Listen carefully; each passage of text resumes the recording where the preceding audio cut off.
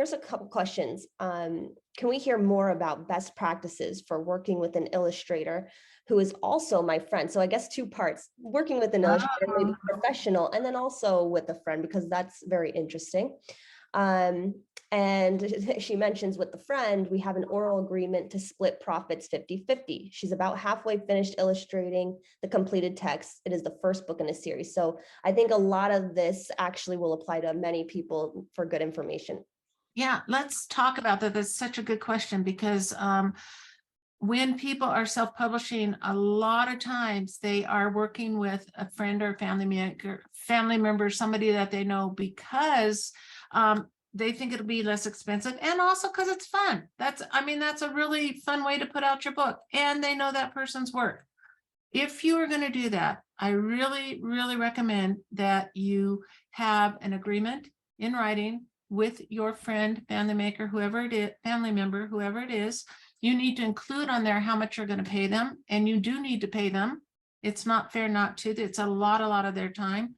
We never suggest that you do like a royalty split, and there's a lot of reasons for that. But the number one is that you don't know how your book is going to sell. Your illustrator doesn't know how your book is going to sell, because for self-publishing, the sales are largely dependent upon how you as an author sell and market your book. And I'm talking about, you need to work it.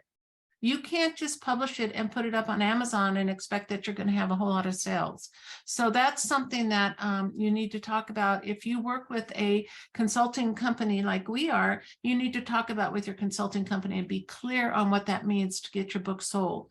If you are sharing, splitting royalties, your illustrator is not probably going to get paid for their time. They might, and it's great, it's awesome, but I think it's only fair for your illustrator to be paid. When you have a written agreement, you're going to include in there the price that you're paying them. You're going to include in there like a schedule of when you're going to receive the illustration, so it doesn't take forever. 6 months is a reasonable length of time, 2 years is not. And so you want to include when you're going to get your illustrations and in what format. So generally at the very beginning, you're going to have thumbnail sketches that your illustrator, usually your illustrator, there can be exceptions to this, but usually your illustrator is going to lay out how they think the illustrations should be in your book to go along with your text, with the story that you're telling. So first, that's going to come out in thumbnail sketches. They're not finished at all. They're just ideas. It's a visual for you guys to talk about with your consultant. If you're working with Myra Publishing, that's normally me. But this can be with any setup that you have. This is something you should be looking for, is making sure that you have that much input. It's going to make your book more professional. So you're going to have thumbnail sketches for your storyboard, and then you're going to go into more detailed sketches. And so normally you're going to make a deposit of about 1/3 of your illustrating fee. So let's say that's $1,000 at the very beginning. Then you're going to have thumbnail sketches. Then you're going to have more detailed sketches, and you're probably going to pay your illustrator another 1/3 or so along the way. And then you're going to have colors. And normally you're going to have a set of sample color illustrations, and normally not all of your story. So your illustrator is going to present to you sketches, and you're going to approve them. They should probably also present to you some sort of a color palette, so that you guys can talk about how you envision that and how it should be. We had a phone call about that, a Zoom call this morning about that, actually, about how does the palette that the illustrator is suggesting, how does that fit with the author's vision? So you're going to determine and decide on a color palette, and then you're probably going to give your illustrator maybe a quarter. You're going to make another payment.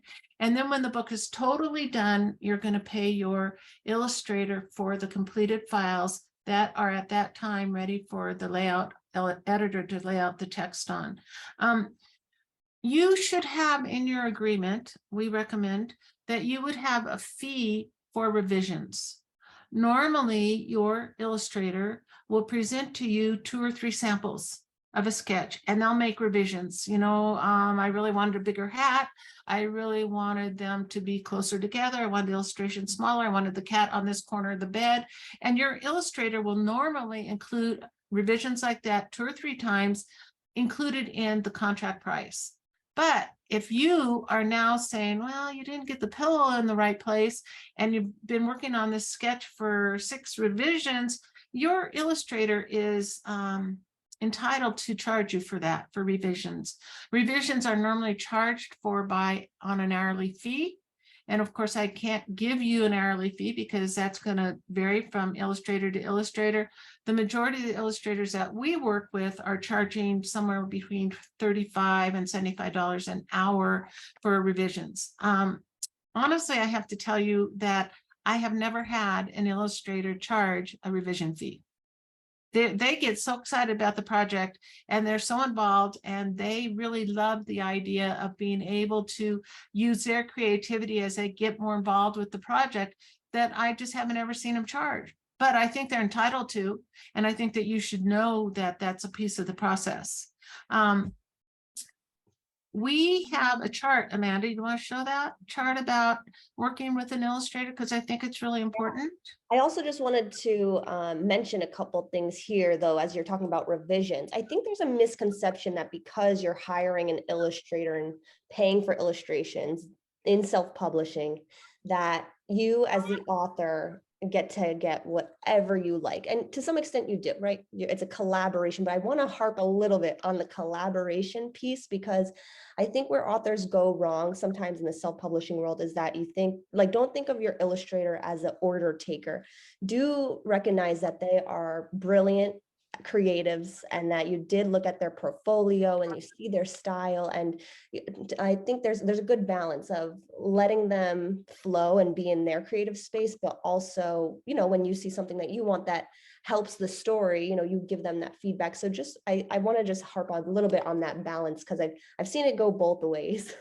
And I agree with Amanda. I think that's a really good point. I think that you can make suggestions and asks for things, but what you're paying your illustrator for is their creativity. So don't micromanage them. I think that that's where you're going to lose out the opportunity to make your book better.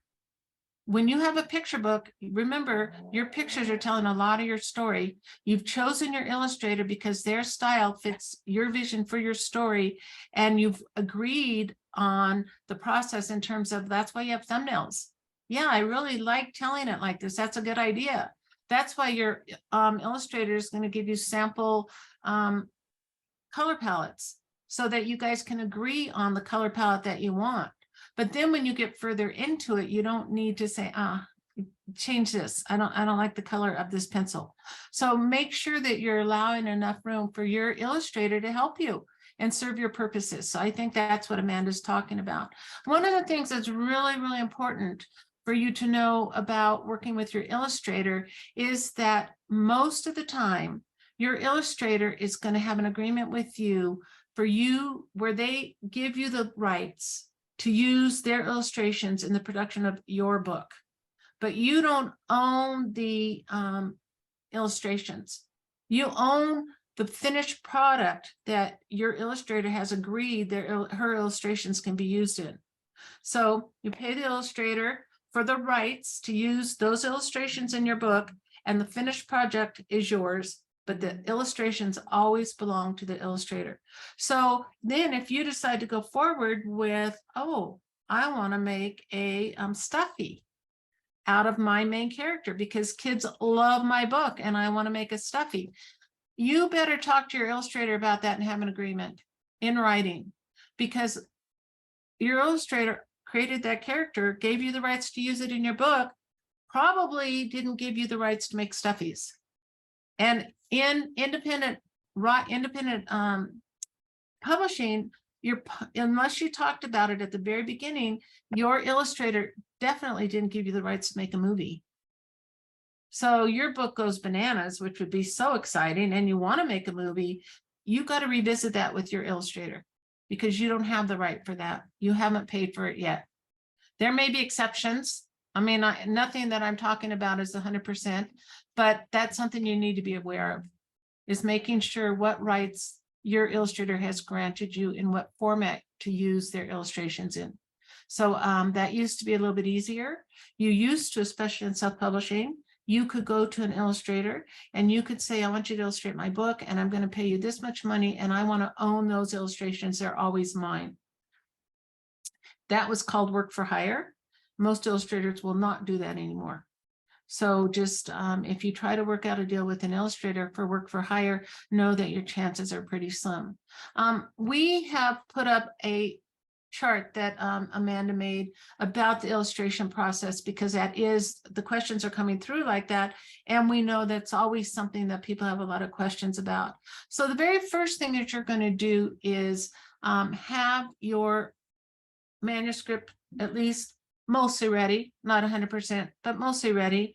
And we're going to shop your manuscript to our illustrators. And when I say shop, we make an introduction and we ask them if they're interested, if they have time, and how would they envision this scene or this character. We don't do that until you as an author have seen samples of an illustrator's work. So once you've seen samples of the illustrator's work, you go, yeah, I like that. Let's find out if that person, what they would do with my book. Sometimes an illustrator will make a sample for you free of charge, and sometimes they won't. Increasingly, they won't. They want to be paid for their time and their creativity. So a sample sketch before you get very far even into the process can cost you maybe $200. If it is an illustrator who has done a lot of books, and certainly if it's an illustrator who has a name in children's books, the process is going to be a whole lot different. So if you're working with illustrators who are working for themselves, they're a little more flexible. If you're working for illustrators who are going through an agency, the process gets more complicated. We are primarily working with illustrators who are working for themselves, and we work with some illustrators that are kind of starting out. And I don't want that to scare you, because I think it's a really good idea, actually. And the reason I like it is, first of all, they charge less, much more affordable, works well in your budget. They are super eager for the experience. So they are working and working and working to get more experience. And so they are happy to work with you and share ideas and collaborate. So that's always fun. They bring in a degree of enthusiasm that makes the collaboration process, I think, even better. And they also sometimes are wanting to build their own portfolios. So they are willing to do more for you. So I think that's something to be aware of. And sometimes we're working with authors who have done books for us in the past, and we love them. And we love their style, we love the way they work, and they just have a really good relationship with our authors because we've kind of trained them to have that relationship. So don't be afraid of working with maybe a newbie or an unknown. I think there's a lot of advantages to that, but know that the final decision is yours. You're choosing your illustrator. We're making introductions, we're making suggestions. We will help you with the process, but it's your decision in the end. And when you make your agreement with your illustrator, which you should always have no matter who they are, I will tell you, this is out of my, this is out of my ballpark. And when it gets too complicated and it seems like you can't use a simple agreement, I will always say to you, you better talk to an attorney, because it's not something that we offer. We're not attorneys. We don't have the knowledge. And I also want you to know that we will help you with it.